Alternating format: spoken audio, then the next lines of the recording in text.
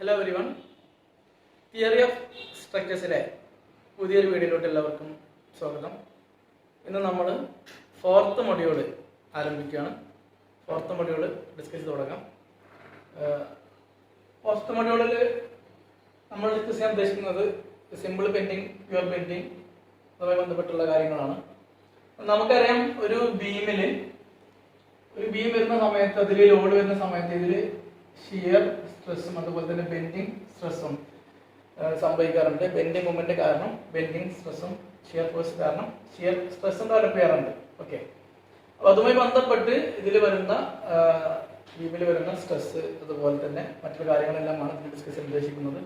എന്തായാലും ആദ്യം നമുക്ക് ഡിസ്കസ് ചെയ്യേണ്ട ടോപ്പിക്ക് സിമ്പിൾ ബെൻഡിങ് അല്ലെങ്കിൽ പ്യുവർ ബെൻഡിങ് എന്നുള്ള ഒരു ഹെഡിങ് ആണ്. നമുക്ക് എന്താണുള്ളത്? If a length of a beam is subjected to a constant bending moment and no shear force. Okay, ആ വേർഡ് വളരെ ഇമ്പോർട്ടന്റ് ആണ്.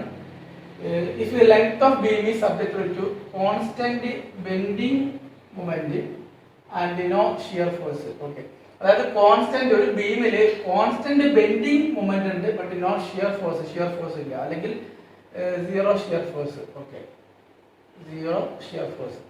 Then the stresses will be set up in that length of beam is due to bending moment only. അതായത് ആ ബീമിൽ അപ്പോൾ സ്വാഭാവികമായിട്ടും bending moment മാത്രമേ ഉണ്ടാവുകയുള്ളൂ. And that length of beam is said to be in pure bending. Okay, അങ്ങനെയുള്ള ബീമിനെയാണ് നമ്മൾ എന്താ പറയുന്നത്? പ്യുവർ ബെൻഡിങ് അല്ലെങ്കിൽ സിമ്പിൾ ബെൻഡിങ് ആയിട്ടുള്ള ബീം എന്ന് പറയുന്നത്. ഓക്കെ, അതായത് ഒരു ബീമിൽ ഷിയർ ഫോഴ്സും ബെൻഡിങ് മൊമെന്റ് വരും എന്ന് പറഞ്ഞു.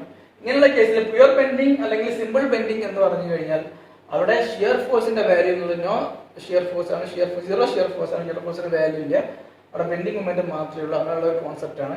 ആ ഷിയർ ബെൻഡിങ് മൊമെന്റ് വരുന്ന കേസിൽ അങ്ങനെയുള്ള ബീമിനെയാണ് നമ്മൾ എന്ത് പറയുന്നത്? That beam is in pure bending or simple bending എന്നുള്ളത്. ഓക്കെ, അടുത്തൊരു ടോപ്പിക് എന്നുള്ളത് ടേം എന്നുള്ളത് ന്യൂട്രൽ ലെയർ എന്നുള്ളതാണ്.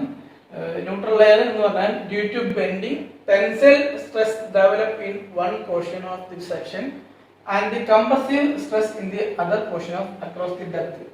In between two portions there is a layer where stresses are zero. Such a layer is called neutral layer. എന്താണെന്നത് ഞാൻ figure വരച്ചിട്ട് നിങ്ങൾക്ക് കാണിച്ചു തരാം. ശ്രദ്ധിക്കുക. ഒരു ബീം വന്നു, ഈ ബീമിൽ ലോഡ് കാരണം സ്വാഭാവികമായിട്ടും ഈ ബീം ബെൻഡ് ചെയ്തു. ഓക്കെ, ഇങ്ങനെ ബെൻഡ് ചെയ്യുന്ന സമയത്ത് ഇതിൽ നടക്കുന്ന രണ്ട് കാര്യങ്ങൾ പ്രത്യേകം ശ്രദ്ധിക്കണം. ഈ ഭാഗത്ത് ഈ ലോവർ പോർഷൻ, ബീമിന്റെ ടോപ്പ് പോർഷൻ ആണ്, ഇത് ലോവർ പോർഷൻ ആണ്. ഈ ലോവർ പോർഷനിൽ സംഭവിക്കുന്നത് ഇതിൽ ടെൻഷൻ സംഭവിക്കും എന്നുള്ളതാണ്. ബോർഡ് എന്താണ്, ടോപ്പിലാണെങ്കിലോ ഈ വരുന്ന ഭാഗത്ത് കംപ്രഷൻ സംഭവിക്കുക. നമുക്ക് നോക്കുമ്പോൾ തന്നെ മനസ്സിലാവും. ഈ ഭാഗം ഇലോങ്ങേറ്റ് ചെയ്യാൻ നീളം കൂടുകയാണ്. ഈ ഇന്നർ സൈഡ് എന്നുള്ളത്, ടോപ്പ് സൈഡ് എന്നുള്ളത് കംപ്രഷൻ ആണ് വരുന്നത്. ഓക്കെ, ഇങ്ങനെ വരുന്ന കേസിൽ ന്യൂട്രൽ ലെയർ എന്ന് പറഞ്ഞു കഴിഞ്ഞാൽ ഇവിടെ പറഞ്ഞിട്ടുള്ളത് ഒരു സോണിൽ, ഒരു പോയിന്റിൽ, ഒരു ലൈനിൽ, സോണിൽ ടോപ്പിൽ ഒരു വൺ പോർഷൻ എന്ന് പറഞ്ഞിട്ടുള്ളത്. വൺ പോർഷനിൽ ടെൻഷനും, അതായത് ആ പോർഷൻ എന്ന് പറഞ്ഞാൽ ലോവർ പോർഷൻ ആണ്, ലോവർ പോർഷനിൽ ടെൻഷനും, ടോപ്പ് പോർഷനിൽ കംപ്രഷൻ, അതർ പോർഷനിൽ കംപ്രഷനും, അങ്ങനെയാണ് പറഞ്ഞിട്ടുള്ളത്. ഓക്കെ, ഇൻ ബിറ്റ്വീൻ രണ്ട് പോർഷനിൽ, ഒരു പോർഷനിൽ ടെൻഷനും ഒരു പോർഷനിൽ കംപ്രഷൻ സംഭവിക്കുമ്പോൾ ഇൻ ബിറ്റ്വീൻ ഒരു പോയിന്റ്, അതിനടക്കുള്ള ഒരു പോയിന്റിൽ, ഒരു ലൈനിൽ, ഒരു സോണിൽ, ഒരു പ്ലെയിനിൽ എന്ത് സംഭവിക്കും? അവിടെ there is other portion across the depth. In between two portion there is a layer where stresses are zero. ആ ഒരു ഇതിനടക്കുള്ള ഒരു സോണിൽ കംപ്രസീവ് സ്ട്രെസ് ആയാലും ടെൻഷൻ സ്ട്രെസ് ആയാലും വാല്യൂ സീറോ ആയിരിക്കും എന്നുള്ളതാണ്. ഓക്കെ, കംപ്രസീവ് സ്ട്രെസ്സും സീറോ ആയിരിക്കും, ടെൻഷൻ സ്ട്രെസ്സിനും സീറോ ആയിരിക്കുന്ന ആ ഒരു സോണിന്, ആ ലൈനിനെയാണ് നമ്മൾ പറയുന്നത് ന്യൂട്രൽ ലെയർ എന്ന് പറയുന്നത്. ആ ലെയറിനെയാണ് നമ്മൾ എന്ത് പറയുന്നത്? ന്യൂട്രൽ ലെയർ എന്ന് പറയുന്നത്. ഓക്കെ, അങ്ങനെയാണെന്നുണ്ടെങ്കിൽ കൃത്യമായിട്ട് മനസ്സിലായി ഉദ്ദേശിക്കുന്നത് ന്യൂട്രൽ ലെയർ എന്നുള്ളത്. ലെയർ എന്ന് പറഞ്ഞു കഴിഞ്ഞാൽ ഒരു പോർഷനിൽ ടെൻഷൻ സംഭവിക്കും, മറ്റൊരു പോർഷനിൽ കംപ്രഷൻ സംഭവിക്കും. ലോവർ പോർഷനിൽ ടെൻഷനും ടോപ്പ് പോർഷനിൽ കംപ്രഷനും. ഓക്കെ, ടെൻഷനും കംപ്രഷനും പറയാത്തത് ശ്രദ്ധിക്കുക. ടെൻഷൻ എന്ന് പറഞ്ഞാൽ ഇലോങ്ങേറ്റ് ചെയ്യുക, കംപ്രഷൻ എന്ന് പറഞ്ഞാൽ ചുരുങ്ങുക എന്നുള്ളതാണ്. അപ്പൊ ഇത് ബെൻഡ് ചെയ്യുന്ന സമയത്ത്, ഇങ്ങനെ ബീം ബെൻഡ് ചെയ്യുന്ന സമയത്ത് ഈ ഭാഗം നമുക്കറിയാം ടൈറ്റായി വരും, ഈ ബോട്ടം പോർഷൻ എന്നുള്ളത് ഇലോങ്ങേറ്റ് ചെയ്യും. ഓക്കെ, അങ്ങനെ വരുന്ന സമയത്ത് അതിനിടയ്ക്കുള്ള ഒരു ലെയർ, ആ ലെയറിൽ ഈ ഇവിടെ ടെൻഷൻ സ്ട്രെസ്സും ഇവിടെ കംപ്രഷൻ സ്ട്രെസ് ആണെങ്കിൽ അതിനിടയ്ക്കുള്ള ഒരു ലെയറിൽ എന്ത് ചെയ്യും? ഈ സ്ട്രെസ്സസ് ടെൻഷൻ ആയിക്കോട്ടെ കംപ്രഷൻ ആയിക്കോട്ടെ വാല്യൂ ടോട്ടലി സീറോ ആയിരിക്കും. സീറോ വരുന്ന ആ ലെയറിനെയാണ് ന്യൂട്രൽ ലെയർ എന്ന് പറയുന്നത്. ഓക്കെ, അങ്ങനെയാണെന്നുണ്ടെങ്കിൽ ന്യൂട്രൽ ആക്സിസ് എന്ന് പറഞ്ഞു കഴിഞ്ഞാൽ it is the line on the neutral plane on the beam cross section.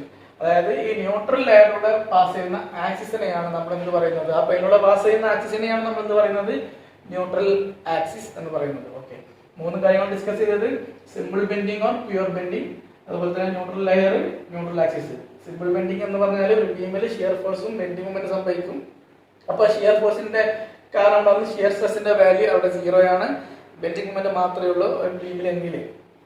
അതിനെയാണ് നമ്മൾ simple bending or pure bending എന്ന് പറയുന്നത്. ഓക്കെ, ന്യൂട്രൽ ലെയർ എന്ന് പറഞ്ഞു കഴിഞ്ഞാൽ ബീമിന്റെ ബെൻഡ് ചെയ്യുന്ന സമയത്ത് ഒരു ഭാഗത്ത് ടെൻഷനും ടോപ്പിൽ കംപ്രഷനും വരും. ഒരു ലെയറിൽ അതിനിടയ്ക്കുള്ള ഇൻ ബിറ്റ്വീൻ ഈ 2 സോൺ, ഈ സോണിടയ്ക്കുള്ള ഒരു ലെയറിൽ എന്ത് ചെയ്യും, ആ സ്ട്രെസ്സസ് എല്ലാം 0 ആയിരിക്കും. അതായത് കംപ്രഷൻ സ്ട്രെസ്സും ടെൻഷൻ സ്ട്രെസ്സും 0 ആയിരിക്കും. അങ്ങനെയുള്ള ലെയറിനെയാണ് ന്യൂട്രൽ ലെയർ എന്ന് പറയാം. അതുപോലെ തന്നെ ആ ലെയറിലൂടെ പാസ് ചെയ്യുന്ന അല്ലെങ്കിൽ ആ ലെയർ ഉള്ള പ്ലെയിനിലൂടെ പാസ് ചെയ്യുന്ന ആക്സിസിനെയാണ് നമ്മൾ എന്ത് പറയുന്നത്, ന്യൂട്രൽ ആക്സിസ് എന്ന് പറയുന്നത്. ഇനി നമ്മൾ ഡിസ്കസ് ചെയ്യാൻ പോകുന്നത് assumptions made in theory of simple bending. അതായത് ഇതുമായി ബന്ധപ്പെട്ട് സോളിഡ് വേണ്ടി നമ്മൾ ഇക്വേഷൻ ഫോം ചെയ്തിട്ടുണ്ട്. ആ ഇക്വേഷന് മുമ്പ് നമ്മൾ ഡിറൈവ് ചെയ്യുന്നതിന് മുമ്പ് കുറച്ച് കാര്യങ്ങൾ അസംഷൻ ബേസ്ഡ് ഓൺ കുറച്ച് അസംഷന്റെ ബേസിലാണ് ഇതിന്റെ കാൽക്കുലേഷൻ ചെയ്തിട്ടുള്ളത്. എന്തൊക്കെയാണ് അസംഷൻസ് ഉള്ളത് നോക്കാം. ഫസ്റ്റ് അസംഷൻ എന്നുള്ളത് the beam is subjected to pure bending and is therefore free from shear force. നമ്മൾ സിമ്പിൾ ബെൻഡിങ് എന്നുള്ള കോൺസെപ്റ്റിലാണ് ചെയ്തു പോകുന്നത് എന്ന് നേരത്തെ പറഞ്ഞിട്ടുണ്ടായിരുന്നു. അതാണ് ഫസ്റ്റ് പോയിന്റ്. അതായത് ആ മെമ്പർ സിമ്പിൾ ബെൻഡിങ്ങിലായിരിക്കണം, അതായത് pure bending subject to pure ബെൻഡിങ്ങിലായിരിക്കണം. അതായത് therefore shear force is 0. Shear force automatic 0 ആയി പോകുന്നത് നമുക്കറിയാം. പ്യുവർ ബെൻഡിങ് പറഞ്ഞു കഴിഞ്ഞാൽ തന്നെ ഷിയർ ഫോഴ്സ് എന്നുള്ള വാല്യൂ 0 ആയിരിക്കും. ഓക്കെ, ഫസ്റ്റ് പോയിന്റ് മെമ്പർ എന്നുള്ളത് ബീം എന്നുള്ളത് പ്യുവർ ബെൻഡിങ് ആയിട്ടുള്ള മെമ്പർ ആയിരിക്കണം എന്നുള്ളതാണ്. സെക്കൻഡ് പോയിന്റ് നോക്കാം. The material of the beam is homogeneous and isotropic. അതായത് നമ്മൾ യൂസ് ചെയ്യുന്ന ബീമിന് യൂസ് ചെയ്യുന്ന മെറ്റീരിയൽ ഹോമോജീനിയസ് ആയിരിക്കണം. അതായത് സെയിം മെറ്റീരിയൽ കൊണ്ട് നിർമ്മിച്ചിട്ടുള്ള ഒരു ബീം ആയിരിക്കണം. അതുപോലെ തന്നെ ഐസോട്രോപിക് ആയിരിക്കണം. സെയിം ഫിസിക്കൽ പ്രോപ്പർട്ടീസ് കാണിക്കുന്ന മെറ്റീരിയൽ ആയിരിക്കണം. ഓക്കെ, അതുകൊണ്ടായിരിക്കണം നമ്മൾ ബീം നിർമ്മിച്ചിട്ടായിരിക്കുക. Third point, each longitudinal fibre is free to expand or contract independently. Okay, അതായത് നമുക്കറിയാം ഒരു ബീം വന്നു, ഈ ബീം വരുന്ന സമയത്ത് ബെൻഡിങ് വരും. ഓക്കെ, ഇങ്ങനെ ബെൻഡിങ് വരുന്ന സമയത്ത് ഇതിൽ ഓരോ ഫൈബർ നമ്മൾ ഇതിൽ ഓരോ ഫൈബർ ആയിട്ട് കൺസിഡർ ചെയ്യുകയാണെങ്കിലോ, ഓക്കെ, ഓരോ ഫൈബർ ആയിട്ട് ഇതിന് കൺസിഡർ ചെയ്യുകയാണെങ്കിൽ ഫൈബർ മീൻസ് ചെയ്യുന്നതാണ് ഓരോ ലൈൻ. ഓക്കെ, ഈ ഫൈബർ കൺസിഡർ ചെയ്യുകയാണെങ്കിൽ ഓരോ മെമ്പറിനും ഫ്രീ ആയിട്ട് എക്സ്പാൻഡ് ചെയ്യാനും അതുപോലെ തന്നെ കോൺട്രാക്ട് ചെയ്യാനും സാധിക്കണം എന്നുള്ളതാണ്. Okay, each longitudinal fiber is free to expand or contract independently. Free ആയിട്ട് കോൺട്രാക്ട് ചെയ്യാനും എന്താണ് എക്സ്പാൻഡ് ചെയ്യാനും സാധിക്കുന്ന മെറ്റീരിയൽ ആയിരിക്കണം എന്നുള്ളതാണ് പറഞ്ഞിട്ടുള്ളത്. Fourth point, the value of Young's modulus is same for beam material in tension as well as compression. Okay, ഞാൻ നേരത്തെ പറഞ്ഞിട്ടുണ്ടായിരുന്നു ഇങ്ങനെ വരുന്ന ബീം ബെൻഡ് ആവുന്ന കേസിൽ, ഓക്കെ, ഇങ്ങനെ ബെൻഡ് ആവുന്ന കേസിൽ ഇതിലെ ബോട്ടം ഭാഗത്ത് ടെൻഷനാണ്, ടോപ്പിലേക്ക് വരുന്ന ഭാഗത്ത് നമുക്ക് എന്താണ് ഇന്നർ സൈഡിൽ കംപ്രഷൻ ആണ്. ഓക്കെ, അപ്പൊ നമുക്കറിയാം ഒരു മെറ്റീരിയലിന് യങ്സ് മോഡുലസ് ഓഫ് ഇലാസ്റ്റിസിറ്റി ഈ എന്ന് പറഞ്ഞ വാല്യൂ ഉണ്ടായിരിക്കും. നമുക്ക് E of steel, E of concrete എന്ന് പറഞ്ഞ ഓരോ ടൈംസ് വരുന്നുണ്ട്. ഓരോ മെറ്റീരിയലിനും ഓരോ Young's modulus of elasticity constant ആണ് വരാറുള്ളത്. ഓക്കെ, ഇവിടെ പറയുന്ന കാര്യം എന്ന് വെച്ചാൽ ആ ഇ എന്നുള്ള വാല്യൂ ഈ ടെൻഷൻ വരുന്ന സോണിലായാലും കംപ്രഷൻ വരുന്ന സോണിലായാലും അതായത് ത്രൂ ഔട്ട് ഈ മെറ്റീരിയലിൽ ഈ എന്നുള്ള value Young's modulus of elasticity same for compression and tension zone. Okay, അതായത് ഈ മെറ്റീരിയൽ ത്രൂ ഔട്ട് ഈയുടെ വാല്യൂ കോൺസ്റ്റന്റ് ആയിരിക്കും എന്നതാണ് പറഞ്ഞിട്ടുള്ളത്. Fifth point, a transverse section of the beam which is plain before bending will remain plain after bending. Transverse section എന്ന് പറഞ്ഞാൽ ഒരു ബീമിനെ നോക്കുകയാണെങ്കിൽ ബീം ഇങ്ങനെ കട്ട് ചെയ്തിട്ട് അവിടെ നിന്ന് നോക്കുന്ന വ്യൂ ആണ്. ഓക്കെ, ഈ ട്രാൻസ്വേഴ്സ് സെക്ഷനിൽ നോക്കുന്ന സമയത്ത് അത് പ്ലെയിൻ ഫിഗർ ആയിരിക്കും ഇങ്ങനെ കട്ട് ചെയ്യുന്ന സമയത്ത്. അപ്പൊ ഇത് ബെൻഡ് ചെയ്ത് കഴിഞ്ഞാലും ബെൻഡിങ്ങിന് ശേഷവും ബെൻഡിങ്ങിന് മുമ്പും 2 സോണാണ്. ബെൻഡിങ്ങിന് ശേഷവും ബെൻഡിങ്ങിന് മുമ്പും ഇത് ഇങ്ങനെ നോക്കുന്ന സമയത്ത് അത് റിമെയിൻ എന്താണ് പ്ലെയിൻ ആയിരിക്കണം എന്നതാണ്. Okay, transverse section of the beam is which is plain before bending, ബെൻഡിങ്ങിന് മുമ്പും പ്ലെയിൻ ആണ്. Okay, will remain plain after bending, plain ബെൻഡിങ്ങിന് ശേഷം പ്ലെയിൻ ആയിട്ട് തന്നെ റിമെയിൻ ചെയ്യണം എന്നുള്ളതാണ്. Then sixth point, the elastic limit is not exceeded. Okay, അതായത് ഇതിൽ ലോഡ് വരുന്ന സമയത്ത് മറ്റു കാര്യം വരുന്ന സമയത്ത് ഇലാസ്റ്റിക് ലിമിറ്റിൽ വേരിയേഷൻ സംഭവിക്കാൻ പാടില്ല എന്നുള്ളതാണ് മറ്റൊരു കാര്യം പറഞ്ഞിട്ടുള്ളത്. നമുക്ക് ഇലാസ്റ്റിക് ലിമിറ്റ് എന്ന് പറഞ്ഞാൽ ഒരു പോയിന്റ് ഉണ്ട്, അതിൽ stress is directly proportional to strain വരുന്ന സോണാണ്, അതിൽ വേരിയേഷൻ വരാൻ പാടില്ല എന്നുള്ളതാണ് പറഞ്ഞിട്ടുള്ളത്. Then seventh point, the resultant thrust or pull, അതായത് ടോട്ടൽ പ്രഷർ അല്ലെങ്കിൽ total stress pull on a transverse section of the beam is zero. നമുക്കറിയാം കംപ്രഷനും ടെൻഷൻ വരുന്ന സമയത്ത് ടോട്ടൽ വാല്യൂ എന്നുള്ളത്, ടോട്ടൽ എഫക്റ്റ് എന്നുള്ളത് കംപ്രഷൻ ടെൻഷൻ കൂട്ടി കഴിഞ്ഞാൽ സീറോ വാല്യൂ വരണം എന്നുള്ളതാണ്. അങ്ങനെയുള്ള ഒരു അസംപ്ഷന്റെ ബേസിലാണ് നമ്മൾ എന്ത് ചെയ്യുന്നത്, ഇത് ഡിറൈവ് ചെയ്ത് കൊണ്ടുപോകുന്നത്. Okay, the resultant thrust or pull on a transverse section of the beam is zero. Okay, ഇനി assumptions made in theory of simple bending എന്ന ടോപ്പിക്കിൽ എട്ടാമത്തെ പോയിന്റ് ആണ്, the radius of curvature of the deflected beam is very large compared with the dimension of cross section of beam. Okay, എന്ന് പറഞ്ഞു കഴിഞ്ഞാൽ ഒരു beam വന്നു, ഈ ബീമിൽ സ്വാഭാവികമായിട്ടും ബെൻഡിങ് സംഭവിക്കും. ഓക്കെ, ഈ ബെൻഡിങ് സംഭവിക്കുന്ന സമയത്ത് ഇങ്ങനെ ബെൻഡിങ് സംഭവിച്ചു കഴിഞ്ഞാൽ ഓക്കെ, നമ്മൾ ഇതിനെയാണ് നമ്മൾ അതിന്റെ റേഡിയസ് ഓഫ് കർവേച്ചർ ആർ എന്ന് പറയുന്നത്. ഓക്കെ, ഈ വാല്യൂ ഓഫ് ആർ എന്നുള്ളത് ഇത് ഇങ്ങനെ കട്ട് ചെയ്ത് കഴിഞ്ഞാൽ ഇതിന്റെ ക്രോസ് സെക്ഷൻ ഡയമെൻഷൻ നമുക്കറിയാം ഇങ്ങനെയാണ് വരിക, ക്രോസ് സെക്ഷൻ വ്യൂ. ഓക്കെ, ഈ ക്രോസ് സെക്ഷൻ ഡയമെൻഷനേക്കാളും വെരി ലാർജ്, വെരി ഹ്യൂജ് ആയിട്ടുള്ള വാല്യൂ ആയിരിക്കും റേഡിയസ് ഓഫ് കർവേച്ചറിന് ആയിരിക്കും എന്നുള്ളതാണ് എട്ടാമത്തെ point. Okay, radius of curvature of the deflected beam is, അതായത് radius of curvature of deflected beam, deflect ആയിട്ടുള്ള ബെൻഡ് ചെയ്തിട്ടുള്ള ബീം, അതിന്റെ radius of curvature is very large compared with the dimension of the cross section of the beam. Cross section അതിനെ അപേക്ഷിച്ചിട്ട് ഇത് വലിയൊരു data ആയിരിക്കും, വലിയ വാല്യൂ ആയിരിക്കും എന്നാണ് പറഞ്ഞത്. Ninth point, the transverse section of the beam is symmetrical about an axis passing through the centroid of the section and parallel to the plane of bending. The transverse section of the beam is symmetrical എന്ന് പറഞ്ഞാൽ ഇതിങ്ങനെ cut ചെയ്ത് കഴിഞ്ഞാൽ ഈ axis ഇതിനകത്തൂടെ ഒരു axis ഇങ്ങനെ pass ചെയ്ത് കഴിഞ്ഞാൽ ഓക്കെ, ഈ ക്രോസ് സെക്ഷനെ കട്ട് ചെയ്തിട്ട് പാസ് ചെയ്ത് കഴിഞ്ഞാൽ ആ ഫിഗർ സിമെട്രിക്കൽ ആയിരിക്കണം. ഏത് കേസിൽ ആ പാസ് ചെയ്യുന്ന ആക്സിസ് എന്നുള്ളത് ഈ സെൻട്രോയിഡിലൂടെ, ഇതിന്റെ സെൻട്രോയിഡിലൂടെ പാസ് ചെയ്യുകയും ചെയ്യണം. അതുപോലെ തന്നെ ഈ ബെൻഡിങ്ങിനെ പ്ലെയിൻ ഓഫ് ബെൻഡിങ്ങിനെ, എന്താ പ്ലെയിൻ ഓഫ് ബെൻഡിങ് എന്നുള്ളതാണ് ഇതിന് പാരലൽ ആയിട്ട് പാസ് ചെയ്യുന്ന ആക്സിസ് പാസ് ചെയ്യുമ്പോൾ ആ ആക്സിസ് പാസ് ചെയ്യുന്ന സമയത്ത് അങ്ങനെയുള്ള ആക്സിസ്, അതായത് ഇതിന് പ്ലെയിൻ ആയിട്ടും ഇതിന് ഈ പ്ലെയിന് ബെൻഡിങ് പ്ലെയിന് പാരലൽ ആയിട്ടും അതുപോലെ തന്നെ ഇതിന്റെ സെൻട്രോയിലൂടെ പാസ് ചെയ്യുന്ന രണ്ട് കണ്ടീഷനാണ്. ഒന്ന് പ്ലെയിൻ ഓഫ് ബെൻഡിങ്ങിന് പാരലലും അതുപോലെ തന്നെ ഈ ആക്സിസിലൂടെ സെൻട്രോയിലൂടെ പാസ് ചെയ്യുന്ന ആ ആക്സിസ് കട്ട് ചെയ്യുന്ന സമയത്ത് ക്രോസ് സെക്ഷൻ എന്നുള്ളത് സിമെട്രിക്കൽ ആയിരിക്കണം എന്നുള്ളതാണ്. അങ്ങനെയാണ് 9 അസംപ്ഷൻസ് ആണ് ബന്ധപ്പെട്ട് വരുന്നത്. ഈ ഒരു ഭാഗത്തെ സിമ്പിൾ ബെൻഡിങ്, പ്യൂർ ബെൻഡിങ് എന്നുള്ള വരുന്ന ടോപ്പിക്കിലുമായി ബന്ധപ്പെട്ട് വരുന്ന പ്രോബ്ലംസ് സോൾവ് ചെയ്യുന്ന സമയത്ത് നമ്മൾ അത് ബേസിലോ നമ്മൾ നേരത്തെ ചെയ്ത 9 അസംപ്ഷൻസ് ബേസ് ചെയ്തിട്ടാണ് ഒരു ഇക്വേഷൻ ഡെറൈവ് ചെയ്തിട്ടുണ്ടായിരുന്നു. ഇതിലൊരു ലെങ്തിലുള്ള ഡെറിവേഷൻ വരുന്നുണ്ട്, അത് നമുക്ക് ഡെറിവേഷൻ നമുക്ക് ആവശ്യമില്ല, നമുക്ക് ഇക്വേഷൻ നിർബന്ധമായിട്ടും ഒരുപാട് പ്രോബ്ലം ചെയ്യാനായിട്ട് ആവശ്യമായിട്ട് വരുന്നുണ്ട്. സിമ്പിൾ ബെൻഡിങ് ഇക്വേഷൻ എന്നാ പറയാം, പേരൂടെ കൃത്യമായിട്ട് ഓർത്ത് വെക്കുക. സിമ്പിൾ ബെൻഡിങ് ഇക്വേഷൻ ഇതാണ് M/I = F/y = E/r. Okay, M എന്ന് പറഞ്ഞാൽ bending moment, unit newton mm. Bending moment നമുക്ക് അറിയുന്ന കാര്യമാണ്, ലോഡിന്റെ perpendicular distance, bending moment m newton mm. Okay, I = moment of ഇനേഷ്യ mm/4, then F = bending stress. Okay, പ്രത്യേകം ശ്രദ്ധിക്കുക, ഷിയർ സ്ട്രെസ് അല്ല, ബെൻഡിങ് സ്ട്രെസ് ആണ്. ഓക്കെ, ഇവിടെ നമ്മൾ ബെൻഡിങ് മൊമെന്റ്. Then y എന്ന് പറഞ്ഞാൽ distance from fibre from neutral axis. Okay, E എന്ന് പറഞ്ഞാൽ Young's modulus of elasticity, unit Nm/mm². R എന്ന് പറഞ്ഞാൽ radius of curvature mm. Okay, equation വളരെ ഇമ്പോർട്ടന്റ് ആണ്. M/I = F/y = E/r bending equation. ഇതിൽ ഓരോ ടേമും കൃത്യമായിട്ട് മനസ്സിലാക്കി വെക്കുക. അങ്ങനെയാണെങ്കിൽ നമുക്ക് ഇതിൽ വരുന്ന ഏത് ക്വസ്റ്റ്യൻസും ഈസി ആയിട്ട് സോൾവ് ചെയ്യാൻ സാധിക്കും. ഇനി നമുക്ക് ചെയ്യാനുള്ളത് കുറച്ച് പ്രധാനപ്പെട്ട കാര്യങ്ങൾ എന്നുള്ളത് സെക്ഷൻ മോഡുലസ് എന്നുള്ള ടോപ്പിക്കാണ്. അതിനു മുമ്പ് ഞാനൊരു സിമ്പിൾ ടൈം കൂടെ പരിചയപ്പെടുത്താം. ഫ്ലെക്സുറൽ റിജിഡിറ്റി,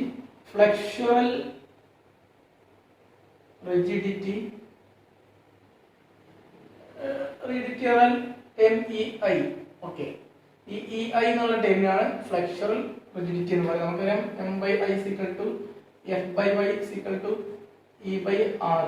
ഓക്കെ, ഇത് ചെയ്യുന്ന സമയത്ത് M/I = E/r ഇങ്ങനെ ടേം എടുത്തു കഴിഞ്ഞാൽ MR E I എന്ന് വരും. ഓക്കെ, ഈ EI എന്നുള്ള ടേമിനെയാണ് നമ്മൾ എന്ന് പറയുന്നത് ഫ്ലെക്ചറൽ റിജിഡിറ്റി. ഫ്ലെക്ചറൽ റിജിഡിറ്റി എന്ന് പറയുന്നത്. ഓക്കെ, ഇനി അടുത്തൊരു ടേം ഉള്ളത് ഫ്ലെക്ചറൽ റിജിഡിറ്റി ഓർത്ത് വെക്കാനുള്ള ഇമ്പോർട്ടൻ്റ് ആയിട്ടുള്ള ടേം ആണ്. ഇനി അടുത്തൊരു ടേം എന്നത് സെക്ഷൻ മോഡുലസ് ആണ്. സെക്ഷൻ മോഡുലസ് എന്താ നോക്കാം. Section modulus. Okay, symbol use ചെയ്യുന്നത് Z ആണ്, Z ആണ്. സിമ്പൽ യൂസ് ചെയ്യുന്നത് Z. Z is equal to actually I by Y max. I by Y max. I എന്ന് പറഞ്ഞാൽ മൊമെന്റ് ഓഫ് ഇനേഷ്യ, Y എന്ന് പറഞ്ഞാൽ distance from neutral axis. I എന്ന് പറഞ്ഞാൽ മൊമെന്റ് ഓഫ് ഇനേഷ്യ,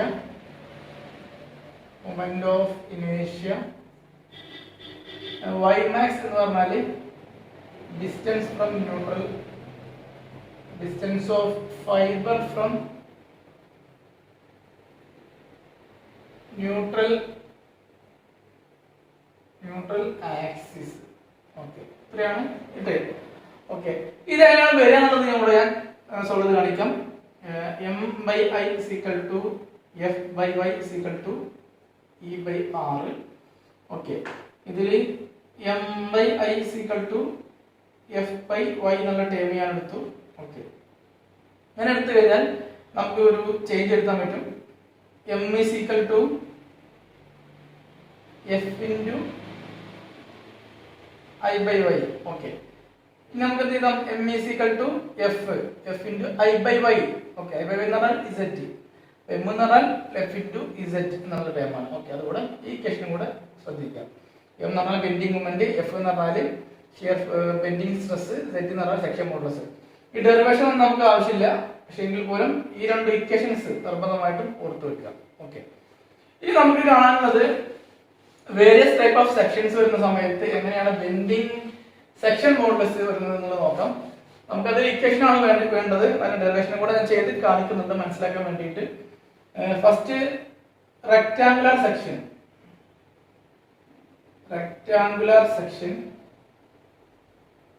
ഇതിൽ സ്ക്വയർ സെക്ഷൻ വരാം. ഞാൻ റെക്ടാങ്കുലർ മാത്രമേ ഇത് പോകുന്നുള്ളൂ. സ്ക്വയർ ആകുമ്പോൾ രണ്ട് സൈഡും സെയിം ആയി മാത്രമേ ഉള്ളൂ. ഓക്കെ, ഇനി വരുന്ന കേസിൽ നമുക്കറിയാം ഒരു റെക്ടാങ്കുലർ സെക്ഷൻ വരുന്നു. ഇത് B നമുക്കറിയാം, ഇത് ഡെപ്ത് D. ഓക്കെ, ഇതിൽ ന്യൂട്രൽ ആക്സിസ് വരുന്ന സമയത്ത് നമുക്കറിയാം ഇങ്ങനെയാണ് വരിക. ന്യൂട്രൽ ആക്സിസ് വരുന്ന സമയത്ത് എക്സാക്ട് സെന്ററിൽ അത് നമുക്ക് എന്താ പറയാം, Y is equal to D/2 എന്ന് പറയാം. സെന്ററിൽ ആയതുകൊണ്ട് Y is equal to D/2 എന്ന് പറയാം. അപ്പൊ നമുക്ക് Z കാണുന്നുണ്ടെങ്കിൽ I/Y max എന്നാണ് നമ്മുടെ സാധാരണ നോർമൽ ഇക്വേഷൻ. I എന്ന് പറഞ്ഞു കഴിഞ്ഞാൽ നമുക്കറിയാം റെക്ടാങ്കുലർ സെക്ഷന്റെ BD³/12. Y max എന്ന് പറഞ്ഞാലോ, Y എന്ന് പറഞ്ഞാൽ Y ഉള്ള വാല്യൂ എന്നുള്ളത് D/2. ഓക്കെ, ഇനി ഇത് സോൾവ് ചെയ്ത് കഴിഞ്ഞാൽ D ക്യാൻസൽ ആവും, മുകളിലത്തെ സ്ക്വയർ ആവും, ദെൻ 12 കട്ട് ആവും, 6 ആവും. ഓക്കെ, ബാലൻസ് ആൻസർ വരിക BD²/6 എന്നുള്ള ആൻസർ. അപ്പോൾ BD²/6 എന്നുള്ളതാണ് ഇവിടുത്തെ ആൻസർ. BD²/6. ഇത് ശ്രദ്ധിക്കണം. റെക്ടാങ്കുലർ സെക്ഷനിൽ ഇസെറ്റിന്റെ വാല്യൂ BD²/6 എന്നുള്ള ഡാറ്റയാണ് വരിക. ഇനി അടുത്തൊരു ടേം എന്നുള്ളത് റെക്ടാങ്കുലർ സെക്ഷൻ തന്നെ നമുക്ക് ഒന്നുകൂടെ മാറ്റി എഴുതാം. Hollow rectangular section. Hollow rectangular section എന്ന് പറഞ്ഞാൽ നമുക്ക് അറിയാവുന്നതാണ്. I എല്ലാം നമ്മൾ നേരത്തെ കണ്ടതാണ്. ഇതിലൊരു ചെറിയ മാറ്റം കൂടെ വരും. ഓക്കെ, ഈ ഇന്നർ ഡയമെൻഷൻ ഫിഗർ ഏകദേശം മാറിയിട്ടുണ്ട്. കറക്റ്റായിട്ട് വരയ്ക്കാം. B ഇന്നർ, ഔട്ടർ B എന്ന് പറയുന്നത്, ദെൻ ക്യാപിറ്റൽ B എന്ന് പറഞ്ഞാൽ outer depth, outer breadth capital B, inner breadth B, depth inner D small d, capital D ആണ് ഔട്ടർ ഡെപ്ത്. ഇങ്ങനെ വരുന്ന ഹോളോ സർക്കുലർ സെക്ഷൻ വരുന്ന സമയത്ത് എങ്ങനെയാണ് ചെയ്യുന്നത് നോക്കാം. ഓക്കെ, ഇങ്ങനെ വരുന്ന സമയത്ത് ഇതിന്റെ ന്യൂട്രൽ ആക്സിസിൽ ചെറിയൊരു മാറ്റം വരും. ന്യൂട്രൽ ആക്സിസ്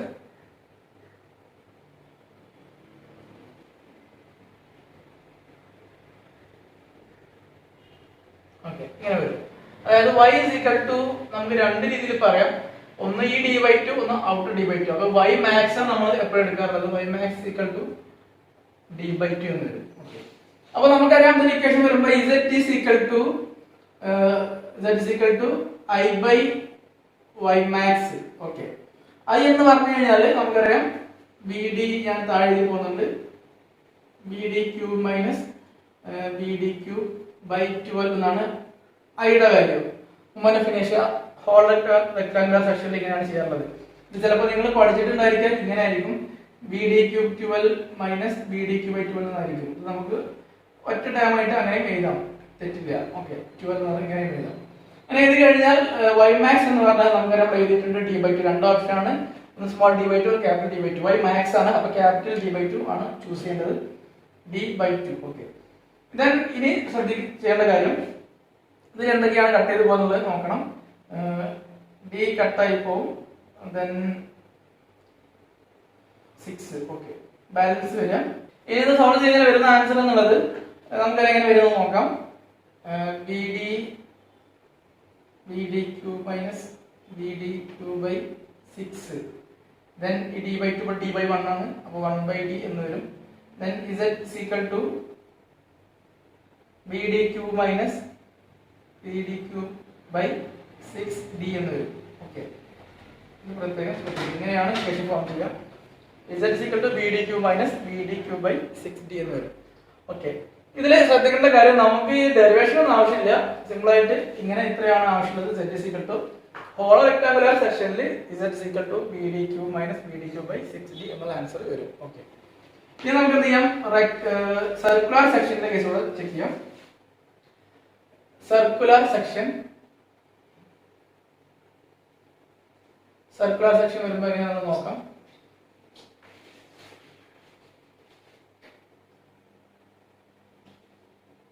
നമുക്കറിയാം ഇതിന്റെ ഡയമീറ്റർ d ആണ്, small d capital D, small d choose ചെയ്തു.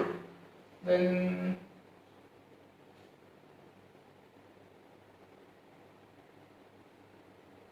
Okay, then d/2 y max ആണ് d/2. ഇങ്ങനെ വരുന്ന കേസിൽ ഇക്വേഷൻ പറഞ്ഞാൽ നമുക്കറിയാം z is equal to I by y max ആണ് ഇക്വേഷൻ. I എന്ന് പറഞ്ഞാൽ 5/64 into d raised to 4 എന്നാണ് നമുക്കറിയാം ഐയുടെ വാല്യൂ. ഇനി y max എന്ന് പറഞ്ഞു കഴിഞ്ഞാൽ 5/64 into d raised to 4. ഇതൻ ഇനി y max എന്ന് പറഞ്ഞാൽ d/2. ഓക്കെ, അപ്പോൾ എന്താണ് മാറ്റം വരിക നോക്കാം. 2 ക്യാൻസൽ ആയി, ദെൻ ഇവിടെ 32 വരും, d കട്ടായി, ഇവിടെ ക്യൂബ് വരും. അപ്പോൾ 5/32 into d ക്യൂബ് എന്നുള്ള ആൻസർ വരും. അപ്പോൾ z is equal to 5/32 d cube. ഇത്രയും നിർബന്ധമാണ്. ഇക്വേഷൻ വളരെ ഇമ്പോർട്ടന്റ് ഇക്വേഷൻ ആണ്. ഓക്കെ, ഇതാണ് സർക്കുലർ സെക്ഷനിൽ വരുന്ന ഇക്വേഷൻ. ഈ ഇക്വേഷൻ മതി, ഡെറിവേഷൻ നിങ്ങൾ ജസ്റ്റ് ഒന്ന് മനസ്സിലാക്കി വെക്കുക. എപ്പോഴെങ്കിലും ഈ ഇക്വേഷൻ കിട്ടാതെ വരുന്ന സമയത്ത്, പ്രോബ്ലം ചെയ്യുന്ന സമയത്ത് കിട്ടാതെ വരുന്ന സമയത്ത് നമ്മുടെ കയ്യിൽ z is equal to I by y max equation നമുക്ക് അറിയാമെന്നുണ്ടെങ്കിൽ അതിൽ നിന്ന് വളരെ ഈസി ആയിട്ട് ഇതിലോട്ട് ഡെറൈവ് ചെയ്തെത്താൻ പറ്റും. അത് മനസ്സിലാക്കാൻ വേണ്ടിയിട്ടാണ് ഇങ്ങനെ ചെയ്തിട്ടുള്ളത്. ഓക്കെ, അങ്ങനെയാണെന്നുണ്ടെങ്കിൽ നമുക്ക് എന്ത് ചെയ്യാം, ഹോളോ സർക്കുലർ സെക്ഷൻ നമ്മൾ ചെക്ക് ചെയ്യാം. ഹോളോ സർക്കുലർ സെക്ഷൻ എന്ന് പറയുമ്പോൾ സ്വാഭാവികമായിട്ട് നമുക്കറിയാം ഇതില് ഇത് ക്യാപിറ്റൽ D ആയി നിർത്തുകയാണെന്നുണ്ടെങ്കിൽ ഇതിനകത്തൊരു സർക്കുലറും കൂടി വരും. അതിന്റെ ഡയമീറ്റർ നമുക്കറിയാം സ്മോൾ d. ഓക്കെ, ഇങ്ങനെ വരുന്ന സമയത്ത് ക്യാപിറ്റൽ D/2 വരും. y എന്നുള്ളത് ചെയ്ത് നോക്കാം. z is equal to നേരത്തെ ചെയ്ത പോലെ തന്നെ I by y max. I എന്ന് പറഞ്ഞു കഴിഞ്ഞാൽ നമുക്കറിയാം സർക്കിൾ ഉണ്ട്, 5/64 into d raised to 4 minus d raised to 4. ഇങ്ങനെയാണ് I വരിക. ഹോൾ ഓഫ് സർക്കുലർ സെക്ഷനിൽ I വരിക 5/64 into d raised to 4 minus d raised to 4. y max എന്ന് പറയുമ്പോൾ d/2 എന്നൂടെ വരും. ഓക്കെ, അപ്പോൾ ഇങ്ങനെ വന്നു കഴിഞ്ഞാൽ എന്ത് ചെയ്യും, ഈ 2 കംപ്ലീറ്റ് ക്യാൻസൽ ആയിട്ട് 32 വരും, വേറെ ഒരു മാറ്റം വരുന്നില്ല. ഇതിനൊന്ന് റീഅറേഞ്ച് ചെയ്ത് കഴിഞ്ഞാൽ വരുന്ന ആൻസർ എന്നുള്ള z is equal to 5 into d raised to 4 minus d raised to 4 by 32 into capital D. Okay, ഇങ്ങനെ വരും 5/32d into d raised to 4 minus d raised to 4 എന്നുള്ള ഇക്വേഷൻ വരും. വളരെ ഇമ്പോർട്ടൻ്റ് ആയിട്ടുള്ള 4 ഇക്വേഷൻസ് ആണ് പറഞ്ഞു തന്നിട്ടുള്ളത്, കൃത്യമായിട്ട് മനസ്സിലാക്കുക. ഇത്രയും ഭാഗങ്ങളാണ് നമുക്ക് ഈ ഒരു മൊഡ്യൂളിൽ പാട്ടിൽ പ്രധാനപ്പെട്ട ഫസ്റ്റ് പോർഷനിൽ വരുന്ന തിയറീസ്. നിർബന്ധമായിട്ടും മനസ്സിലാക്കേണ്ട, ഒരിക്കലും ഒരു കാരണവശാലും ഒഴിവാക്കാൻ മാറ്റിവെക്കാൻ പറ്റാത്ത തിയറീസ് മാത്രമേ ഡിസ്കസ് ചെയ്തിട്ടുള്ളൂ. ഏറ്റവും ഇമ്പോർട്ടൻ്റ് ആയിട്ടുള്ള കാര്യങ്ങളാണ് ഡിസ്കസ് ചെയ്തിട്ടുള്ളത്. അപ്പോൾ നിങ്ങൾക്ക് എല്ലാവർക്കും ഈ പറഞ്ഞ തിയറീസ്, അസംപ്ഷൻസ് പറഞ്ഞു. നമ്മൾ സിമ്പിൾ ബെൻഡിങ് എന്താണ്, പ്യൂർ ബെൻഡിങ് എന്താണെന്ന് പറഞ്ഞു കഴിഞ്ഞിട്ടുണ്ട്. അതുപോലെ തന്നെ സെക്ഷൻ മോഡൽസ് എന്താണെന്ന് പറഞ്ഞു. ഫ്ലെക്ചറൽ റിജിഡിറ്റി EI എന്താണ് പറഞ്ഞിട്ടുണ്ട്. അതുപോലെ തന്നെ ഫ്ലെക്ചറൽ റിജിഡിറ്റി EI ഒക്കെ വരുന്ന സമയത്ത് EI എന്ന് പറഞ്ഞു കഴിഞ്ഞാൽ, അപ്പോൾ ഡിഫൈൻ ഈ ഫ്ലെക്ചറൽ റിജിഡിറ്റി എന്ന് പറഞ്ഞാൽ നമുക്ക് എഴുതാൻ പറ്റും. It is the product of Young's models of elasticity and I എന്ന് പറഞ്ഞാൽ മൊമെന്റ് ഓഫ് ഇനേഷ്യ എന്ന് എഴുതി കഴിഞ്ഞാൽ നമ്മളെന്തായി, ഫ്ലെക്ചറൽ റിജിഡിറ്റി ഡെഫിനേഷൻ ആയി. അതുപോലെ തന്നെ Z is equal to define section modulus എന്ന് പറഞ്ഞാൽ Z is equal to I by Y max. നമുക്ക് എന്ത് ചെയ്താൽ it is the ratio of moment of ഇനേഷ്യ with maximum distance from neutral axis എന്നുള്ള എഴുതി കഴിഞ്ഞാൽ തെറ്റായി. അതായത് ഡിവൈഡഡ് ബൈ ആണ്. അപ്പോൾ ratio is the ratio of moment of ഇനേഷ്യ with maximum distance from neutral axis. Okay, അല്ലെങ്കിൽ ഡിസ്റ്റൻസ് ഫ്രം ന്യൂട്രൽ ആക്സിസ് കഴിഞ്ഞാൽ കറക്റ്റ് ആയി. ഓക്കെ, അപ്പോൾ അതൊക്കെ നിങ്ങൾ ലോജിക്ക് യൂസ് ചെയ്തിട്ട് ചെയ്യാൻ ഞാൻ കാര്യങ്ങൾ പറഞ്ഞിട്ടുണ്ട്. അപ്പോൾ ഇത്രയും കാര്യങ്ങൾ ഡിസ്കസ് ചെയ്ത എല്ലാ കാര്യങ്ങളും നിങ്ങൾക്ക് മനസ്സിലായി എന്നാണ് പ്രതീക്ഷിക്കുന്നത്. ഇതുമായി ബന്ധപ്പെട്ടുള്ള കൂടുതൽ പ്രോബ്ലംസുമായിട്ട് നമുക്ക് അടുത്ത വീഡിയോയിൽ കാണാം. Thank you.